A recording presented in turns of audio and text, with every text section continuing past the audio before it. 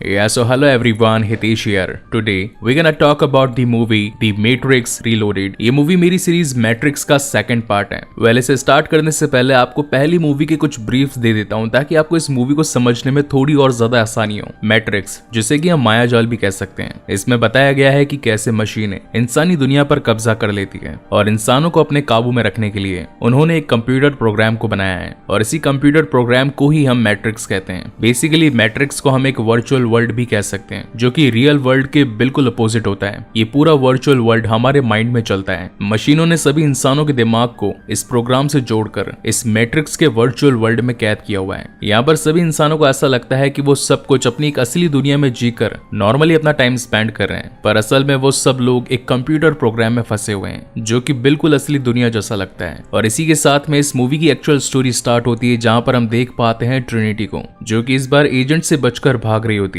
तभी वो भागते भागते एक बिल्डिंग में पहुंच जाती है जहां पर उसका पीछा कुछ एजेंट कर रहे होते हैं, मगर उनसे बचने के लिए ट्रिनिटी पास ही की खिड़की ग्लास को तोड़कर वहां से कूद जाती है। हालांकि वो एजेंट भी उस पर काफी गोलियां चलाता है, ट्रिनिटी भी उस पर गोलियां चलाती है, मगर एजेंट की गोली उसे लग जाती है। तभी इस कहानी के लीड कैरेक्टर यानी कि नियो की आंख खुल जाती है, यानी कि ये सब कुछ उसका एक सपना था जिसमें उसने ये देखा कि ट्रिनिटी को किसी एजेंट ने गोली मार दी है। लेकिन सच्चाई तो ये थी कि ट्रिनिटी इस वक्त भी उसके साथ में ही होती है, जहां पर वो उससे पूछती है कि आखिर तुम इतने परेशान किस बात से हो। तो नियो उसे अपने सपने के बारे में बताता है जिसमें उसने ट्रिनिटी को मरते हुए देखा और बताया कि एक एजेंट तुम्हें शूट कर रहा था। जिसके बाद में सीन शिफ्ट होता है वर्चुअल वर्ल्ड के सभी उन इंसानों पर जो कि इस वक्त जाग चुके होते हैं। इसका मतलब उनका दिमाग तो रियल वर्ल्ड में होता है और वो वर्चुअली इस दुनिया के अंदर एजेंट से बचकर अपने आप की एक मीटिंग कर रहे होते हैं। यहाँ पर बेसिकली उनका प्लान था कि वो किस तरीके से मशीनों से बचकर अपने रियल वर्ल्ड के अंदर इंसानों को बचा पाए और उन्हें एक नई जिंदगी दे पाए। जहाँ पर मॉर्फियस उन सभी को बताता है कि मशीनों ने जायन सिटी पर हमला करने का एक बहुत ही बड़ा प्लान रेडी कर लिया है। जायन शहर बेसिकली एक ऐसा शहर है जहां पर मशीनों से बचकर कुछ इंसानों ने जमीन के नीचे अपने आप को छुपा लिया है। हालांकि इनकी यहाँ पर ये प्लानिंग चली रही होती है और तभी हम देख पाते हैं कि उस वक्त वहां पर कुछ एजेंट्स पहुंच जाते हैं। यहाँ पर मैं आपको इन एजेंट्स का भी थोड़ा सा ब्रीफ दे देता हूँ। बेसिकली वर्चुअल वर्ल्ड के अंदर इंसान जो कि यहाँ पर रह रहे हैं ये हमेशा सारे रूल्स को फॉलो करते हैं, जैसे कि ग्रेविटी का रूल, मोशन का रूल, अट्रैक्शन का रूल और रिएक्शन का रूल। मगर जो इन सबको तोड़ पाता है वो इन रूल्स के खिलाफ ऐसे काफी सारे काम कर सकता है जो कि इंसान नहीं कर सकते,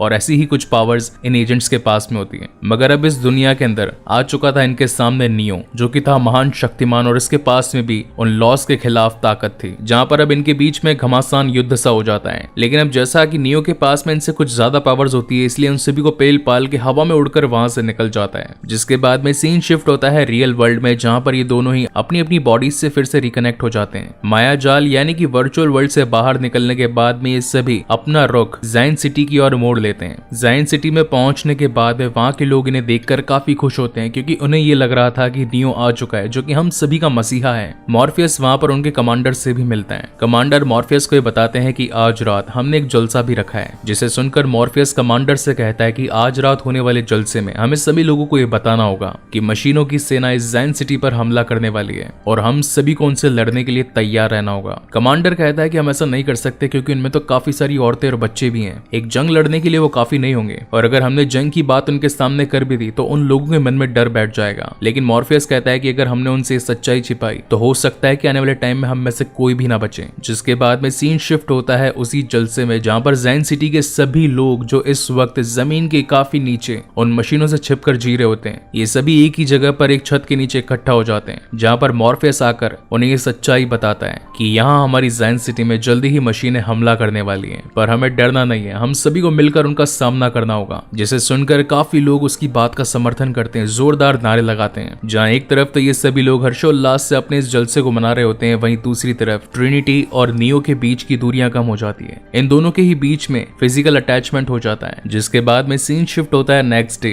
और वर्चुअल वर्ल्ड के अंदर मॉर्फियस के कुछ साथी एजेंट से बचकर भाग रहे होते हैं और हर बार जैसे ये टेलीफोन की बूथ के पास पहुंचकर कॉल के थ्रू अपने आप को ट्रांसपोर्ट कर लिया करते थे, वैसा ही इस बार भी करते हैं। मगर तब तक वहां पर एक एजेंट पहुंच जाता है और ये होता है एजेंट स्मिथ, जो कि लास्ट पार्ट के अंदर मारा गया था। अब ये जिंदा क्यों है और यहाँ तक कैसे पहुंचा, इसके बारे में मैं आपको आगे इस कहानी में बताऊंगा, जहां पर हम देख पाते हैं कि इस वक्त उसने उस दूसरे शख्स को उंगली करके उसे पूरी तरह अपने जैसा बना लिया होता है। यानी कि अब इस एआई के अंदर इतनी पावर आ चुकी होती है कि वर्चुअल वर्ल्ड के इंसानों को भी सेम टू सेम अपनी तरह कॉपी कर सकता है। वहीं पर सीन शिफ्ट होता है जायन सिटी में, जहां पर अब नियो और उसकी टीम फिर से अपनी लोकेशन पर जाने लगते हैं जो कि जैन सिटी से बाहर होता है। यहाँ पर इनका मेन मकसद था कि रास्ते में आने वाली मशीनों को रोकना, जिसके बाद में इनका पूरा क्रू अपने ही स्पेसशिप में बैठकर जैन सिटी से काफी दूर निकल जाता है। उनके जाने के बाद में कमांडर जेड काउंसिल के मेंबर्स को कहता है कि हमें यहाँ से मॉर्फियस को यहाँ लेकर जाने की इजाजत नहीं देनी चाहिए थी, क्योंकि हो सकता है कि हमारे ऊपर किसी भी वक्त हमला हो जाए जिसके बचाव में ये यान हमारी मदद कर सकता था।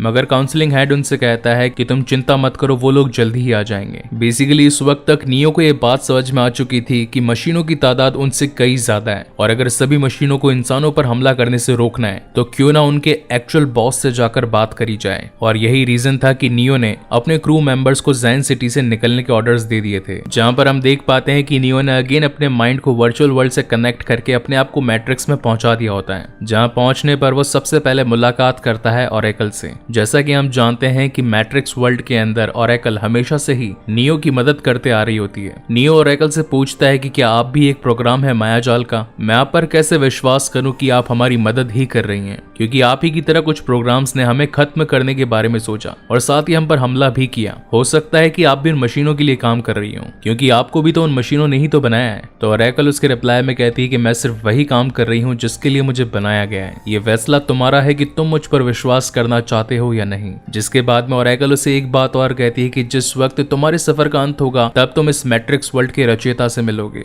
जिसने इस पूरे मायाजाल यानी कि मैट्रिक्स वर्ल्ड को बनाया है। वहीं पर तुम्हें तुम्हारे सारे सवालों के जवाब मिलेंगे। ऑरेकल वहां से जाने लगती है, मगर तभी नियो से कहता है कि मैंने एक सपना देखा था जिसमें मैंने ट्रिनिटी को गोली लगते हुए देखा और वो जमीन पर गिरकर मारी गई थी। तो ऑरेकल उससे कहती है कि क्या तुमने उसकी लाश देखी? तो नियो कहता है कि हर वक्त उस हादसे के बाद में मेरी आंख खुल जाया करती थी। जिसके रिप्लाई में ऑरेकल कहती है कि अब तुम्हारे पास में फ्यूचर में होने वाली घटनाओं को देखने की शक्ति आ चुकी है। इसका मतलब ये है कि अब आगे तुम्हें बिल्कुल सही फैसले लेने होंगे। अगर तुमने ऐसा नहीं किया तो पूरी जैन सिटी खत्म हो जाएगी। अगर तुम सभी लोगों को बचाना चाहते हो तो तुम्हें मुख्य कंप्यूटर तक पहुंचना होगा और वहां जाकर रचयिता से मिलना होगा। वहीं पर तुम्हारे सफर का अंत होगा। उसी की मदद से तुम इंसानों और मशीनों के बीच होने वाले युद्ध को रोक सकते हो। साथ ही ऑरेकल उसे ये भी बताती है कि मुख्य कंप्यूटर और रचयिता तक पहुंचने के लिए तुम्हें एक चाबी वाले की जरूरत पड़ेगी। वही तुम्हारी वहां तक पहुंचने में मदद कर पाएगा। जिसके बाद तुम्हारी मुलाकात रचयिता से होगी और फिर तुम्हें कुछ फैसले लेने होंगे। ये कहकर ऑरेकल वहां से चली जाती है, लेकिन तभी वहां पर एजेंट स्मिथ पहुंच जाता है। नियो स्मिथ को देखकर काफी हैरान हो जाता है, क्योंकि उसे तो ये लग रहा था कि उसने लास्ट पार्ट के अंदर उसे बिल्कुल खत्म कर दिया है। तो एजेंट स्मिथ उसे कहता है, जब आपने मेरे अंदर घुसकर मुझे मारने की कोशिश करी तो आपकी शक्तियों का कुछ अंश मेरे अंदर रह गया और उनसे मैंने अपने आप के प्रोग्राम को रीडेवलप कर लिया। मैं अब बदल चुका हूँ और अब मैं एजेंट भी नहीं रहा, मैं अब एक आजाद प्रोग्राम हो चुका हूँ। इसका मतलब ये कि ना ही मुझे कोई इंसान कंट्रोल कर सकता है और ना ही कोई मशीन। ये एआई मेरी खुद की तरफ से चलता है। हालांकि नियो इन बातों को समझ नहीं पाता कि एजेंट उससे कहना क्या चाहता है। वो उसे अपने रास्ते से हटने के लिए कहता है, लेकिन तभी हम देख पाते हैं कि वहां करीब 100-150 सेम टू सेम दिखने वाले एजेंट्स पहुंच जाते हैं और फिर शुरुआत होती है इस मूवी की one of the best fight की, जहां पर नियो एक एक करके उन सभी एजेंट्स को धूल चटा रहा होता है। वेल यहाँ पर सारे एजेंट्स भी उसे कड़ी टक्कर देते हैं, लेकिन अब जैसा कि नियो महान शक्तिमान द चूजन वन बन चुका होता है तो उसके सामने ये सब कहां टिकने वाले थे और वहीं पर वो उड़ उड़ के सभी को पेल रहा होता है। मगर तभी हम देख पाते हैं कि उन एजेंट्स की तो गिनती कम हो ही नहीं रही है, वो तो धीरे धीरे करके और ज्यादा बढ़ते जा रहे हैं। अगर 100 उसके रास्ते से हटते हैं तो 200 पहुंच जाते हैं और अगर 200 हटते हैं तो उसके सामने 400 पहुंच जाते हैं। इतने सारे एजेंट्स के होने की वजह से वहां पर नियो धीरे धीरे हार मानता हुआ नजर आता है, जिसके बाद में खुद एजेंट स्मिथ आकर उसकी बॉडी को भी एक्वायर करने के बारे में सोचता है, क्योंकि उसने ये सारे एजेंट सभी के शरीर में उंगली करके अपने आप के जैसे रिक्रिएट करे होते हैं। वो नियो के साथ में भी यही करता है, मगर हम देखते हैं कि नियो फिर से अपनी बॉडी को रीजनरेट कर लेता है और वापस से अपने रियल वर्ल्ड में पहुंच जाता है। ट्रिनिटी उससे पूछती है कि तुम इतने हैरान क्यों लग रहे हो, तो नियो उसे बताता है कि वर्चुअल वर्ल्ड के अंदर काफी सारे एजेंट स्मिथ जैसे दिखने वाले एजेंट्स पहुंच चुके हैं। हो सकता है कि ये मैट्रिक्स वर्ल्ड का कोई ग्लिच हो, मगर ये हम सब की जान ले सकता है, क्योंकि हमें तो पहले सिर्फ एक एजेंट से डर था, अब तो वहां पर काफी सारे एजेंट्स हो चुके हैं। हालांकि ऐसा होते हुए उसने पहले कभी नहीं देखा था। स्मिथ ने किसी तरीके से लोगों को बदलकर अपने हम शक्ल बनाने का तरीका ढूंढ लिया है। मॉर्फियस उससे पूछता है कि तुमने ऑरेकल से बात करी, आखिर उन्होंने तुम्हें क्या बताया? तो नियो मॉर्फियस को बताता है कि उन्होंने मुझे किसी चाबी वाले से मिलने के लिए कहा है। जिसके बाद में अब ये सभी लोग वापस से वर्चुअल वर्ल्ड के अंदर जाकर एक शख्स से मिलने के लिए पहुंचते हैं, जिसका नाम होता है मेरोविन जिन, और ये वही शख्स होता है जिसने चाबी वाले को अपनी कैद में रख रखा होता है। नियो उसे कहता है कि हमें चाबी वाले की जरूरत है, मुझे उस तक पहुंचा दो। तो मेरोविन जिन उसकी बात नहीं मानता और उसे वापस से यहाँ से जाने के लिए कह देता है। हालांकि नियो वहां से जाना तो नहीं चाहता था, मगर वो यहाँ पर वर्चुअल वर्ल्ड में आम इंसानों के बीच में झगड़ा भी नहीं करना चाहता था, इसीलिए वो मॉर्फियस और ट्रिनिटी के साथ में वापस से जाने लगता है, मगर तभी उसके रास्ते में मेरोविंजियन की वाइफ आ जाती है और वो उसे कहती है, मैं तुम्हें जानती हूँ, मुझे ऐसा लगता है कि शायद मैं पहले तुमसे कभी मिल चुकी हूँ, मैं इस काम में तुम्हारी मदद कर सकती हूँ, मगर इसके बदले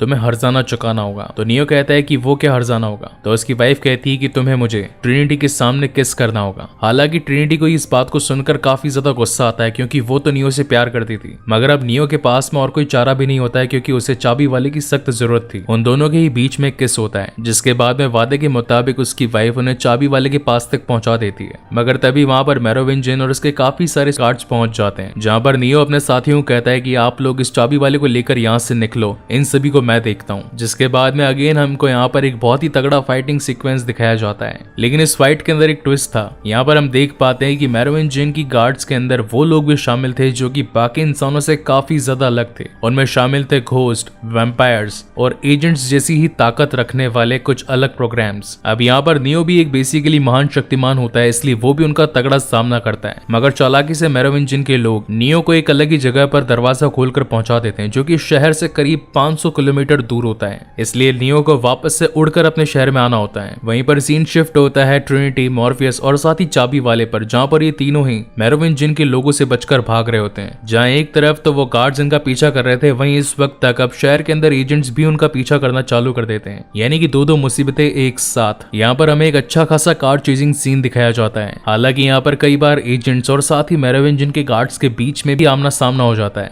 मगर एजेंट्स कैसे तैसे करके मॉर्फियस तक पहुंच जाते हैं, जहां पर अब मॉर्फियस खुद एजेंट्स के साथ में फाइट करता है। मगर जैसा कि वहां पर वो घोस्ट जिन्हें कुछ भी नहीं हो सकता था, इसलिए वो सामने के ट्रक में बैठकर उनके ट्रक को एक जोरदार टक्कर देता है। लेकिन उसी वक्त वहां पर नियो पहुंच जाता है और ब्लास्ट के जस्ट कुछ ही मोमेंट पहले ही मॉर्फियस और उस चाबी वाले को लेकर वहां से निकल जाता है। वहीं पर सीन शिफ्ट होता है ज़ाइन सिटी में, जहां पर अब कमांडर अपने सभी सोल्जर्स को रेडी कर रहा होता है और बताता है कि करीब 9 घंटों में सारी मशीनें ज़ाइन सिटी में पहुंचकर हमला कर देगी, इसलिए हम सभी को उनसे लड़ने के लिए तैयार रहना होगा। यहाँ चाबी वाला मैट्रिक्स वर्ल्ड के अंदर नियो को रचयिता तक पहुंचने का रास्ता बताता है और कहता है कि उसके सामने का दरवाजा सिर्फ 5 सेकंड तक ही खुला रहेगा, तो मैं काफी स्पीड में वहां तक पहुंचना होगा। तो नियो कहता है कि वो सब आप मुझ पर छोड़ दीजिए, आप बस खाली उस दरवाजे की चाबी तैयार कीजिए। मगर वहां तक पहुंचना इतना आसान नहीं था, क्योंकि इसी वक्त वहां पर पहुंच जाता है खुद agent Smith. Fun fact, Captain America the First Avenger के अंदर रेड स्कल के रूप में हमें जो कैरेक्टर देखने को मिले उनका नाम है ह्यूगो वीविंग, जिनका मूवी में नाम शिमिट था और यहाँ पर इस मूवी में नाम इनका नाम एजेंट स्मिथ है। वेल पता नहीं सेम नाम, सेम कैरेक्टर और साथ ही सेम पर्सनैलिटी वाले रोल क्यों मिलते हैं। Coming back to the main story, जहाँ पर नियो काफी मुश्किलों का सामना करते हुए सारे एजेंट्स को पछाड़कर मुख्य कंप्यूटर तक पहुंचने की कोशिश करता है, मगर इसी बीच चाबी वाला अपनी जान गंवा देता है। लेकिन मरने से पहले वो मेन कंप्यूटर रूम की चाबी उसे दे डालता है, जहाँ पर उस बिल्डिंग के ब्लास्ट होने से कुछ ही सेकंड पहले नियो अपनी फुल स्पीड में मेन कंप्यूटर रूम तक पहुंच जाता है, जहां पर उसकी मुलाकात इस मैट्रिक्स के रचयिता से होती है, जिसे कि हम क्रिएटर भी कह सकते हैं। ये वही शख्स होता है जिसने इस पूरे मैट्रिक्स को बनाया है, यानी कि यहाँ की बिल्डिंगें, यहाँ के रूल्स, यहाँ के सभी इंसान, बच्चे, स्कूल, कॉलेज और साथ ही आम लोगों की आम जिंदगी, ये सब कुछ रचयिता का ही खेल था। यहाँ पर बेसिकली क्रिएटर मशीनों के लिए काम कर रहा होता है, क्योंकि मशीनें तो तभी जिंदा रहेंगी ना जब इंसानों के मस्तिष्क यानी कि माइंड की तरंगे उन्हें ऊर्जा देती रहेंगी। नियो से पूछता है कि आखिर तुमने मुझे यहाँ तक क्यों बुलवाया, तुम जानते थे कि मैं यहाँ तक आऊंगा तुमसे मिलने के लिए, आखिर मैं हूँ कौन। तो रचयिता उसे बताता है कि तुम हमारे सिस्टम में होने वाली गड़बड़ी का एक नतीजा हो, क्योंकि हर बार जब भी मैट्रिक्स बनता है उसमें कहीं ना कहीं कुछ फॉल्ट तो हो ही जाता है, और इस पूरे सिस्टम के फॉल्ट तुम हो, क्योंकि तुमने अपने आप को रूल्स से फ्री कर लिया है। तुम वो सारे काम कर सकते हो जो कि यहाँ के आम लोग नहीं कर सकते। तुम हमारी 6वीं गलती हो, यानी कि अभी तक ये 6th नियो था जो कि क्रिएटर से मिलने आया था, यानी कि इसके पहले 5 बार मैट्रिक्स को बनाकर खत्म किया जा चुका था। इन बातों को सुनकर तो नियो भी हैरान हो जाता है कि वो पहला नहीं है जो रचयिता तक पहुंचा है, उसके पहले भी 5 महान शक्तिमान रचयिता से मिलने आ चुके हैं। हालांकि नियो इन बातों को समझ नहीं पाता। तब रचयिता नियो से कहता है कि हर वक्त महान शक्तिमान को मुझ तक पहुंचने में काफी मुश्किलें आती हैं, और मिलने के बाद उन्हें एक फैसला करना होता है, और वही फैसले की घड़ी आज तुम्हारे सामने भी है। एक्चुअल में रचयिता नियो से ये कहना चाहता है कि हर वक्त जब हम एक मायाजाल को बनाते हैं तो वो कुछ टाइम पीरियड के लिए सही चलता है, और जब इसमें तुम्हारे जैसे ग्लिच आ जाते हैं तो उसका लास्ट पॉइंट मुझ तक ही आकर खत्म होता है। और सेम टू सेम इस बार भी होने वाला है। ये पूरी दुनिया, ये पूरा वर्चुअल वर्ल्ड खत्म होने वाला है। इसके बाद में एक और नई वर्चुअल वर्ल्ड की रचना होगी, मगर उसकी शुरुआत से पहले तुम्हें कुछ फैसले करने हैं। तुम्हें उन दोनों चीजों में से कोई एक चीज को चुनना है। पहली तो है ट्रिनिटी, जिसे कि तुमसे प्यार है। वहीं दूसरी तरफ मैं तुम्हें दूंगा 23 लोग, जिसके अंदर से 16 औरतें और 7 आदमी होंगे, जिनके साथ में तुम एक और नई दुनिया बना सकते हो। अब ये तुम्हें चूज करना है कि तुम इन दोनों में से क्या चूज करते हो। हालांकि पिछले 5 बार से हर वक्त यही होता आया था, मगर इस बार नियो अपना डिसीजन चेंज कर देता है और वो कहता है कि मुझे किसी को भी नहीं बचाना, मेरे लिए सिर्फ और सिर्फ ट्रिनिटी ही सबसे ऊपर है। जहां पर हम देख पाते हैं कि एक बहुत ही बड़ा ब्लास्ट होने वाला होता है। ये पूरा मेन कंप्यूटर खत्म होने वाला होता है, जहां से नियो फुल स्पीड में निकलकर वहां से भाग चुका होता है। वहीं दूसरी तरफ हम ये भी देख पाते हैं कि नियो की जान को खतरे में देखकर ट्रिनिटी वहां पर उसे बचाने के लिए आई होती है। और ये वही फ्लैशबैक सीन होता है जो कि हमने इस मूवी की स्टार्टिंग में देखा होता है, जहां पर एक बिल्डिंग से कूद जाने के बाद में एक एजेंट ट्रिनिटी को गोली मारता है। मगर तभी हम देखते हैं कि वहां पर तो नियो आकर सबसे पहले ट्रिनिटी की जान बचा लेता है, और जो जमीन पर गिरता है वो और कोई नहीं बल्कि एजेंट होता है, जो कि एक कार पर गिरकर मारा जाता है। उस जगह से निकलने के बाद में दोनों ही एक छत के किनारे पर बैठे होते हैं, लेकिन तभी नियो देख पाता है कि इस वक्त तक ट्रिनिटी जान से मर चुकी है। उसके दिल ने धड़कना बंद कर दिया होता है, मगर नियो जानता था कि वो महान शक्तिमान है और उसके पास में इस पूरे वर्चुअल वर्ल्ड की पूरे गेम को बदल देने की शक्ति है। इसलिए वो अपनी पावर से उसके शरीर में हाथ डालकर उसके दिल को फिर से धड़का देता है, और वहीं से ट्रिनिटी फिर से जिंदा हो जाती है, जिसके बाद में ये दोनों ही अपने रियल वर्ल्ड में वापस आ जाते हैं। यहाँ पर नियो मॉर्फियस को बताता है कि जल्द ही सभी मशीनें 24 घंटों में ज़ाइन सिटी पर हमला करेंगी, हमें उन्हें रोकना होगा। मगर तभी कुछ मशीनें अपने एक टाइम बॉम्ब को उन्हीं के जहाज पर फेंक देती है, जिसकी वजह से उनके जहाज को काफी ज्यादा नुकसान पहुंचता है, और ये लोग अपने जहाज से उतरकर वहां से भागने की कोशिश करते हैं। इस वक्त तक उनके पीछे काफी सारी मशीन्स पड़ चुकी होती हैं, लेकिन तब नियो सोचता है कि मुझे भागना नहीं है, मुझे इन सभी का सामना करना है। और वो उन सभी के सामने एक ढाल बनकर खड़ा हो जाता है और अपने एक हाथ से उन सारी मशीन्स को वहीं पर रोक देता है। लेकिन ऐसा करने पर उसके शरीर से काफी सारी शक्ति चली जाती है और वो वहीं पर गिर जाता है। हालांकि ऐसा करने पर नियो ने उन सभी की जान तो बचा ली थी, मगर खतरा इस वक्त भी टला नहीं होता है। जब नियो को शिप में वापस लेकर आया जाता है तो पता चलता है कि नियो तो कोमा में चला गया है। वहीं दूसरी ओर हम उस शख्स को भी देखते हैं जिसका शुरुआत में एजेंट स्मिथ ने अपनी बॉडी के साथ में ट्रांसप्लांट कर लिया होता है। और इसी तगड़े सस्पेंस के साथ में ये शानदार मूवी यहीं पर खत्म होती है। सो गाइस, क्या होगा इसके नेक्स्ट पार्ट में? क्या इस बदले हुए शरीर का ट्रांसप्लांट एजेंट स्मिथ इन सभी को जान से मार डालेगा, या फिर 24 घंटों में जो मशीनें ज़ाइन सिटी पर पहुंचने वाली है वो उस पूरी सिटी को ही खत्म कर देंगे, या फिर महान शक्तिमान फिर से उठ खड़ा होगा और उन सभी को धूल चटा देगा? तो इन सभी सवालों के जवाब पाने के लिए बने रहिए मेरे साथ, क्योंकि इसका अगला पार्ट मैं जल्दी अपने चैनल पर अपलोड करूंगा। सो तब तक के लिए keep watching and stay safe, and one more time guys, thank you very much for watching this long video. मिलते हैं अगले वीडियो में। O partigiano, portami via, bella ciao, bella ciao, bella ciao, ciao, ciao. O partigiano, portami via, che mi sento di morire. E se io muoio da partigiano, bella ciao, bella ciao, bella ciao, ciao, ciao. Se io muoio da partigiano, tu mi devi seppellire e seppellire la sua montagna. Bella ciao, bella ciao, bella ciao, ciao, ciao. E seppellire la sua montagna sotto l'ombra di un bel fiume.